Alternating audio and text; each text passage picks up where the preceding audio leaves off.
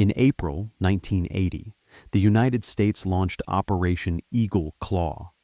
the military effort to rescue American hostages held in Tehran following the 1979 Iranian Revolution, and the remote staging site inside Iran designated Desert 1 became the focal point of a complex joint operation that exposed critical limits in U.S. strategic mobility, interservice integration, special operations command structure, long-range aviation sustainment, and real-time command and control,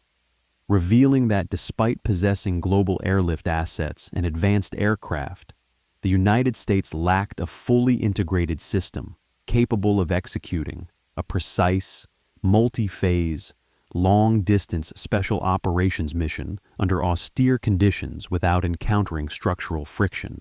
because the rescue plan required a sequence of synchronized movements across thousands of miles involving U.S. Air Force C-130 transport aircraft launching from staging bases in the region, U.S. Navy RH-53D, Sea Stallion helicopters flying from the Itarit aircraft carrier USS Nimitz positioned in the Arabian Sea, and Delta Force ground operators tasked with infiltrating Tehran after refueling at a remote desert site deep inside Iranian territory, all under strict operational secrecy and with limited forward infrastructure support. And the strategic mobility challenge began with the need to move personnel, aircraft, fuel bladders, and specialized equipment into the theater without triggering detection, requiring discrete basing arrangements in friendly states and rapid adaptation of aircraft for extended range, including modifications to C-130 aircraft to carry additional fuel and specialized lighting systems for night desert landings, while helicopters selected for the mission were originally designed for maritime operations rather than long overland flights in sand-laden environments,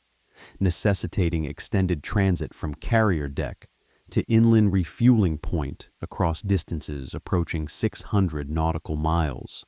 And this decision reflected constraints in available long-range rotary wing assets capable of operating from sea-based platforms, underscoring the absence at that time of a purpose-built Joint Special Operations Aviation framework with dedicated long-range infiltration capability. And as planning progressed under Joint Task Force 1, commanded by Major General James Vaught, it became clear that the mission's success depended on precise timing between fixed-wing and rotary-wing elements converging at Desert 1, a barren stretch of desert selected as a refueling and staging point based on satellite imagery and limited reconnaissance, yet lacking established navigation aids, hardened surfaces, or assured security perimeter, thereby requiring crews to execute blacked-out night landings guided by improvised visual markers placed by advanced reconnaissance teams. And the logistical choreography required that C-130 aircraft transport fuel and Delta Force personnel into Desert 1, establish refueling operations in a matter of minutes, and then transfer fuel to arriving helicopters before continuing onward to a second staging area closer to Tehran, a sequence that demanded not only precise navigation, but reliable aircraft performance across extreme environmental conditions, characterized by dust storms, known locally as haboobs, that could degrade visibility and strain engine systems. And as the helicopters departed USS Nimitz, they encountered unexpected weather phenomena over the Iranian desert, with dense airborne sand reducing visibility and causing mechanical complications that force some aircraft to abort, shrinking the available fleet below the minimum threshold planners had established for mission continuation. And upon arrival at Desert 1, additional mechanical issues further reduced operational capacity, highlighting the vulnerability of complex missions dependent on aging or environmentally stressed platforms operating at the edge of their design envelope. And when mission commanders determined that insufficient helicopters remained to carry out the extraction phase, the decision was made to abort and withdraw, initiating a withdrawal sequence that underlined deficiencies in ground coordination and aircraft deconfliction at the austere site. And during the chaotic departure, a collision occurred between an RH-53D helicopter and a C-130 fuel-laden transport aircraft, resulting in an explosion that killed 8 American servicemen and destroyed multiple aircraft, transforming Desert One from a covert staging ground into a visible symbol of operational breakdown. And subsequent investigations, including the Holloway Commission, identified systemic problems rather than isolated pilot error, pointing to fragmented command arrangements among the services, insufficient joint training for complex long-range special operations, lack of unified special operations, command authority, inadequate real-time communications architecture, linking airborne assets, and command centers and strategic mobility planning that had not fully reconciled aircraft performance limits, environmental risk, and mission synchronization under austere conditions. And Desert One therefore became a catalyst for reassessing U.S. strategic mobility beyond conventional airlift tonnage and sea lift capacity, forcing defense planners to confront the reality that projecting power across intercontinental distances required not only transport platforms measured in payload and range, but integrated joint command structures, specialized aviation units, hardened navigation systems, and resilient contingency planning, able to absorb friction without cascading failure, reshaping the evolution of American special operations capability during the final decade of the Cold War. In the immediate aftermath of the Desert One failure, senior defense officials and members of Congress moved to examine not only the tactical events that led to the collision and loss of life, but the deeper, structural constraints that had shaped the mission from its inception.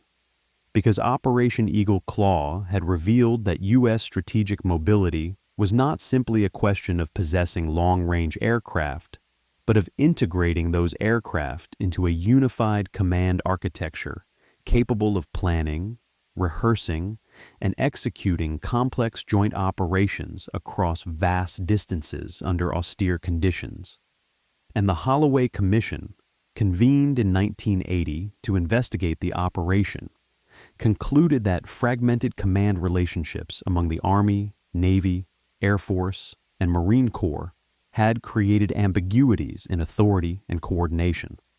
as no single unified Special Operations Command existed to synchronize aviation, ground forces, logistics, and communications under a permanent structure, forcing planners to assemble an ad hoc joint task force with limited shared training experience. And this fragmentation extended to aviation assets, where the RH-53D helicopters selected for the mission were Navy platforms, optimized for maritime mine countermeasure operations rather than extended overland desert flight, lacking filtration systems robust enough to mitigate heavy sand ingestion during haboob conditions, while Air Force C-130 crews were highly experienced in tactical airlift but had limited rehearsal opportunities with the specific rotary wing units involved, underscoring that interoperability required more than technical compatibility. It required habitual joint integration, and the strategic mobility dimension was further complicated by basing constraints, as the United States lacked proximate, overt staging locations within Iran's neighborhood, compelling planners to rely on long-distance insertion from carrier-based and remote regional facilities, increasing transit time and mechanical stress on aircraft operating near the outer limits of their unrefueled range. And fuel planning for the mission reflected these constraints, requiring C-130 aircraft to carry significant quantities of aviation fuel in bladders to establish an improvised refueling point at Desert One, effectively turning transport aircraft into mobile fuel depots, a solution that introduced additional complexity into ground operations under blackout conditions. And communications architecture proved similarly fragile, as secure links between the staging site, airborne helicopters, Carrier Group Command, and higher headquarters were limited by bandwidth and equipment compatibility, reducing real-time situational awareness and complicating decision-making when helicopter aborts reduced available lift below mission minimums. And environmental factors magnified these systemic weaknesses because the encounter with severe dust storms had not been fully anticipated in operational risk modeling, revealing gaps in meteorological intelligence integration and aircraft suitability assessments for sustained desert penetration. And the cumulative effect of these limitations forced mission commanders to abort at Desert 1 when available helicopters dropped below the required threshold to transport assault teams and extracted hostages, illustrating that redundancy margins had been calculated narrowly against ideal conditions rather than degraded performance scenarios, and the fatal collision during withdrawal exposed deficiencies in ground movement control and lighting discipline at the improvised site, where multiple large aircraft maneuvered in close proximity amid blowing sand and limited visibility without the benefit of hardened taxiways or established airfield procedures, highlighting that strategic mobility in austere environments required more robust ground control measures than had been available. And in the months that followed, defense planners increasingly recognized that the Desert One experience was symptomatic of a broader structural gap in American power projection capability for specialized missions. Because while the United States possessed global strategic airlift measured in payload tonnage and intercontinental range, it lacked a permanently integrated special operations aviation framework with dedicated long-range infiltration, refueling, and extraction capacity under a unified chain of command.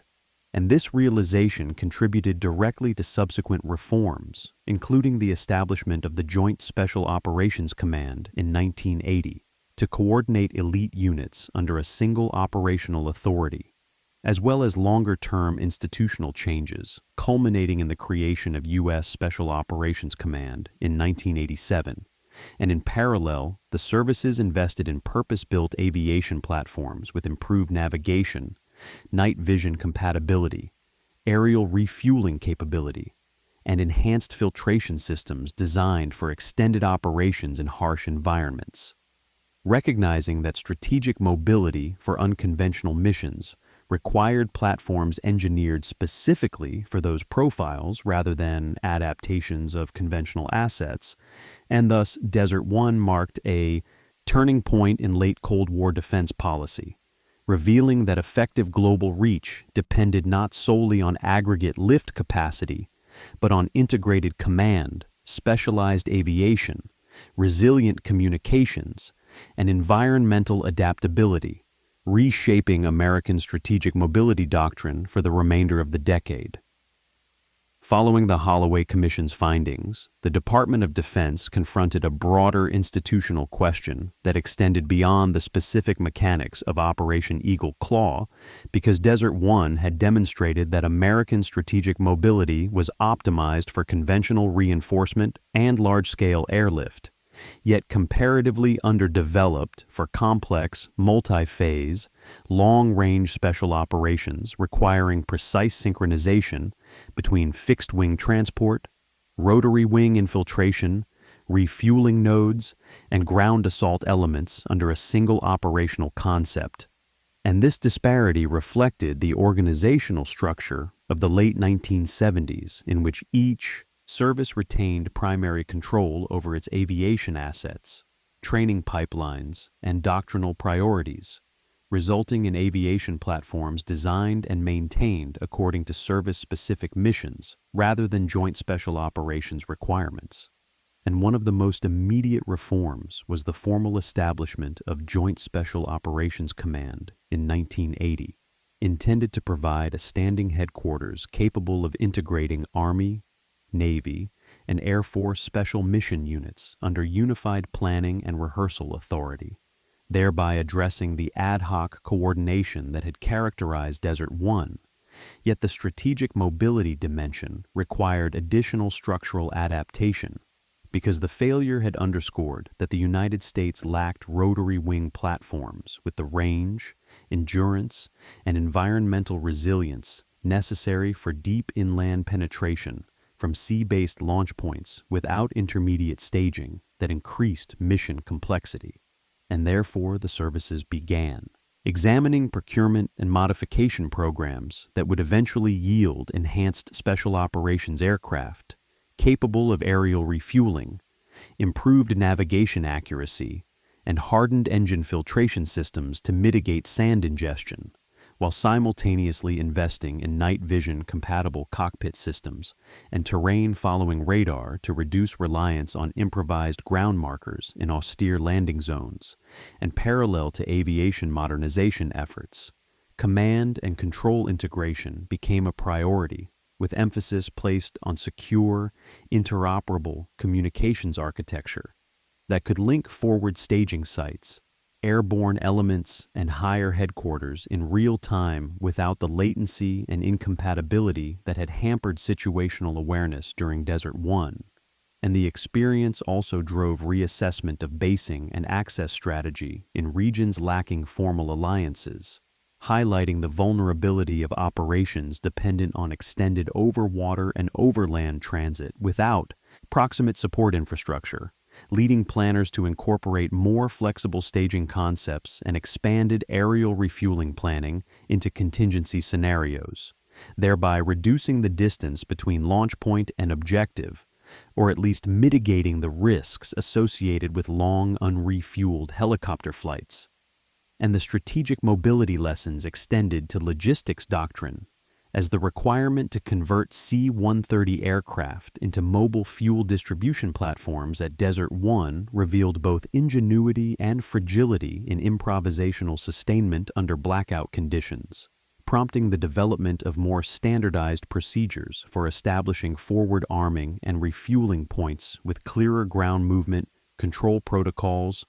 improved lighting discipline technologies, and pre-planned aircraft parking configurations to minimize collision risk.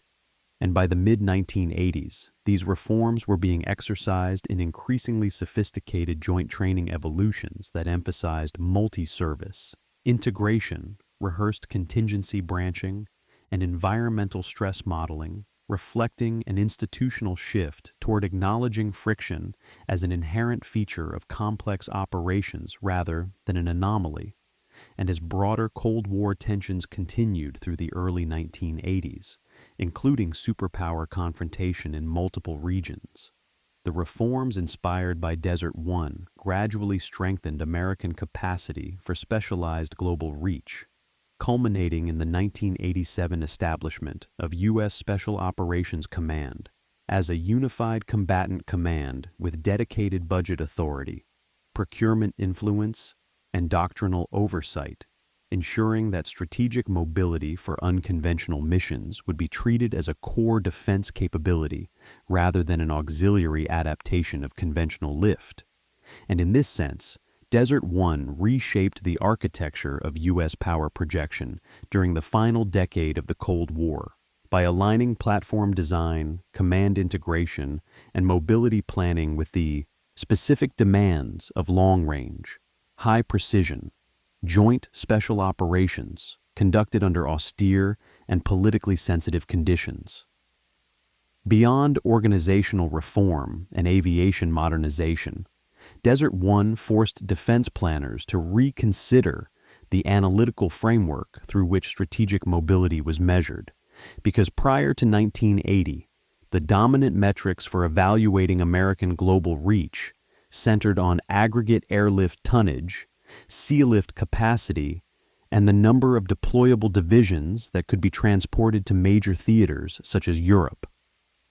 Yet the Iran hostage rescue attempt demonstrated that mobility for small-scale, politically sensitive contingencies required a different calculus grounded in precision, synchronization, and environmental adaptability rather than bulk throughput alone. And as a result, planners began incorporating new variables into mobility assessments, including the range and endurance of rotary wing platforms under extreme climate conditions, The availability of aerial refueling integration for both fixed and rotary wing aircraft, the survivability of forward staging sites without established infrastructure, and the robustness of command and control networks under emission control and radio silence constraints. And these analytical adjustments were reflected in revised training standards that emphasized complex joint rehearsals simulating degraded weather, mechanical attrition, and partial force availability.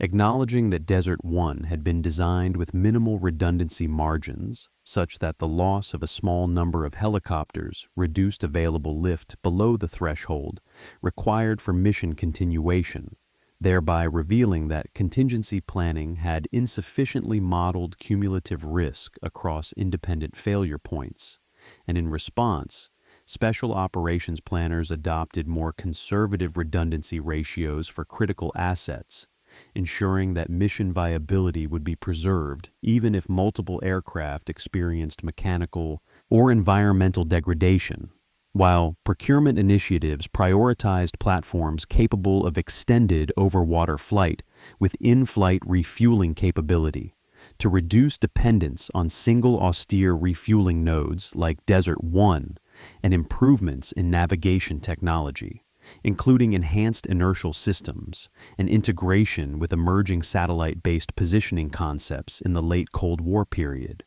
Reduced reliance on improvised ground lighting and visual cues that had complicated the night landing environment in Iran,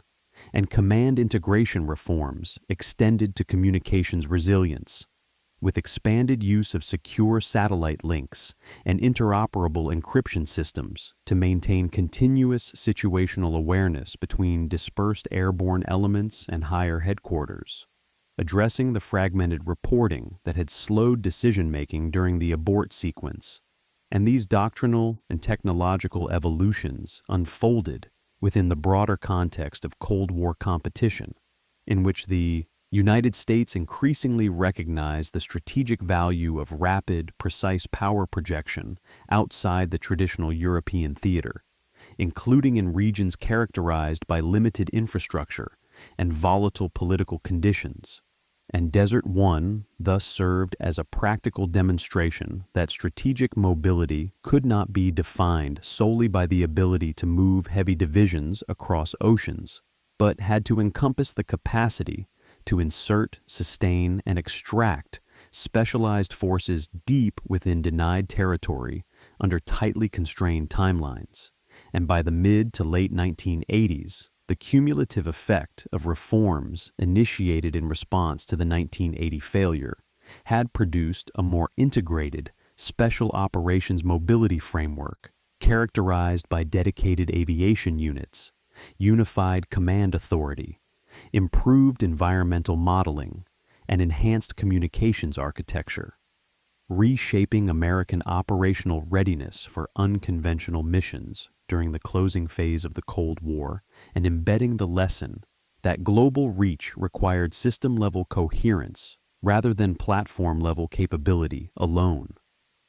As reforms matured through the mid-1980s, Desert One increasingly came to be understood within strategic planning circles as a case study in the limits of platform-centric mobility doctrine, because the United States in 1980 possessed intercontinental airlift aircraft such as the C-5 Galaxy and C-141 Starlifter, capable of transporting heavy equipment across oceans, as well as carrier-based rotary wing aviation and elite ground units with specialized training. Yet the failure in the Iranian desert demonstrated that aggregate capability dispersed across services did not automatically translate into integrated operational reach.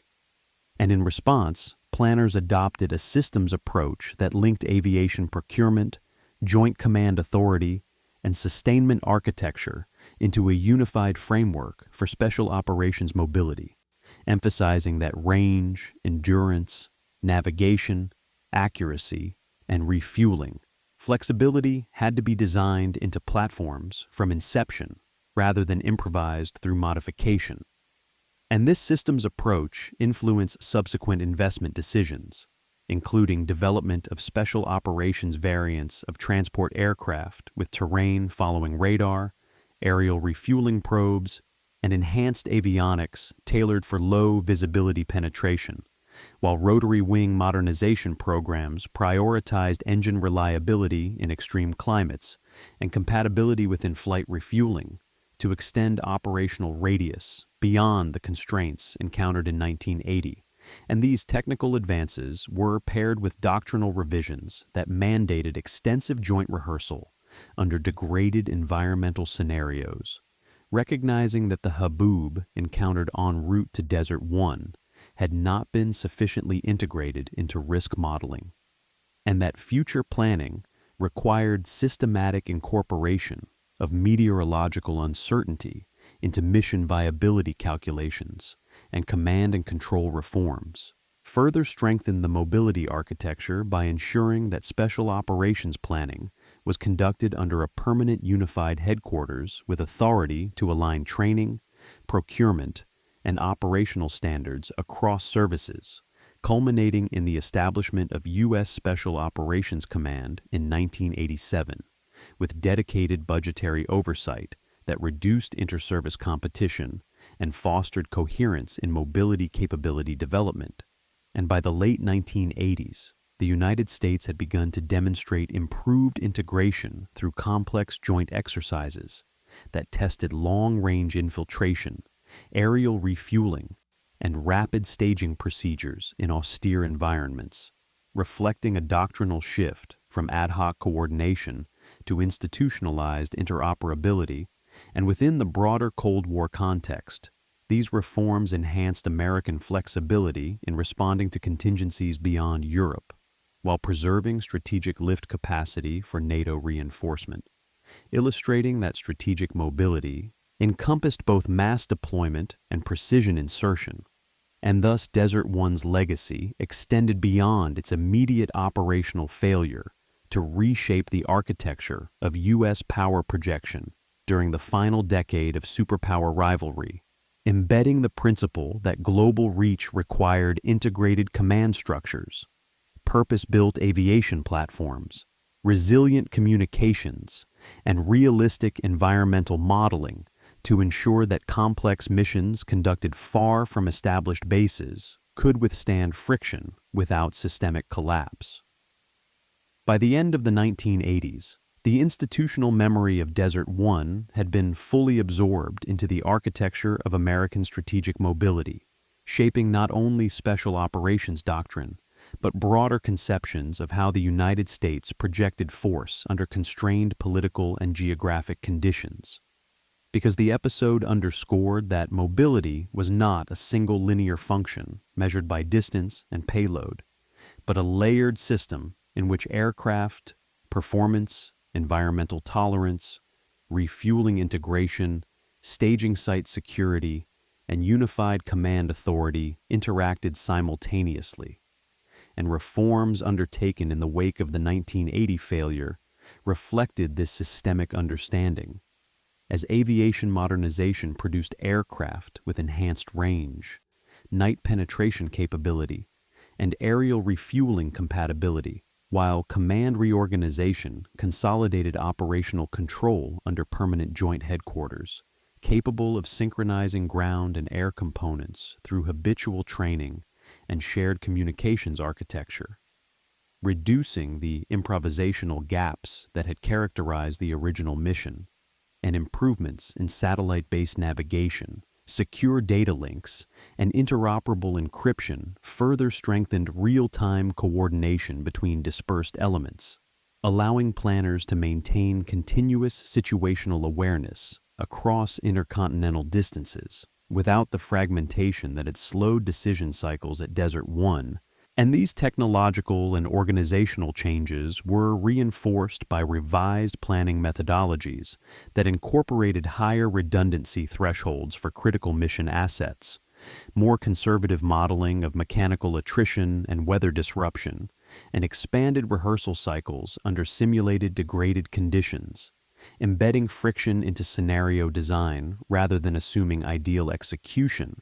And within the strategic context of the late Cold War,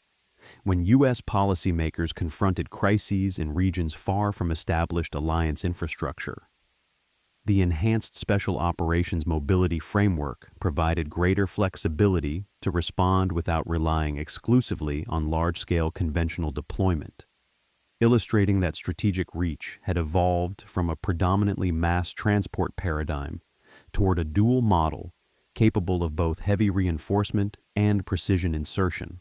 And although Desert One remained a stark reminder of operational failure and loss, its enduring impact lay in catalyzing structural reform that aligned platform capability, command integration, and environmental realism into a cohesive mobility doctrine, ensuring that by the time the Cold War entered its final phase, American power projection rested on a more integrated and resilient foundation than had existed in 1980. And in that sense, the desert staging site that once exposed the limits of U.S. strategic mobility became a defining reference point in the transformation of American joint operations capability during the closing decade of superpower rivalry. When viewed across the broader arc of Cold War military development, Desert One stands as a pivotal inflection point in the evolution of American strategic mobility because it demonstrated that global reach was not guaranteed by the existence of long-range aircraft, carrier battle groups, or elite ground forces alone, but depended on the coherent integration of those elements within a unified operational framework designed to function under environmental stress, limited infrastructure, and compressed timelines. And the 1980 rescue attempt exposed that the United States possessed substantial aggregate lift capacity, yet lacked a permanently structured joint mechanism to synchronize specialized aviation, ground assault forces, refueling logistics, and secure communications into a seamless system, revealing a gap between platform capability and mission integration. And the institutional response over the ensuing decade reshaped that architecture through the establishment of enduring Joint Special Operations command structures, modernization of rotary and fixed-wing aircraft with aerial refueling, improved navigation, and environmental hardening, expansion of secure communications networks capable of sustaining real-time coordination across continents, and adoption of planning methodologies that embedded redundancy and friction modeling into mission design, ensuring that attrition, weather disruption, and mechanical degradation would not automatically force mission termination. And by the late 1980s, these reforms had produced a strategic mobility framework capable of supporting both conventional reinforcement and precision special operations, aligning American power projection with the complex realities of operating in politically sensitive and geographically austere theaters. And although the geopolitical confrontation that defined the Cold War would conclude in 1991, the lessons derived from Desert One permanently influenced how the United States conceived of mobility as an integrated system rather than a collection of independent service capabilities, embedding the principle that effective global reach requires unified command authority, purpose-built aviation platforms, resilient communications architecture, and rigorous rehearsal under realistic conditions. And in this way, the events at a remote desert staging site in April 1980 revealed the structural limits of U.S. strategic mobility and catalyzed a transformation that strengthened American joint operations capability during the final decade of the Cold War.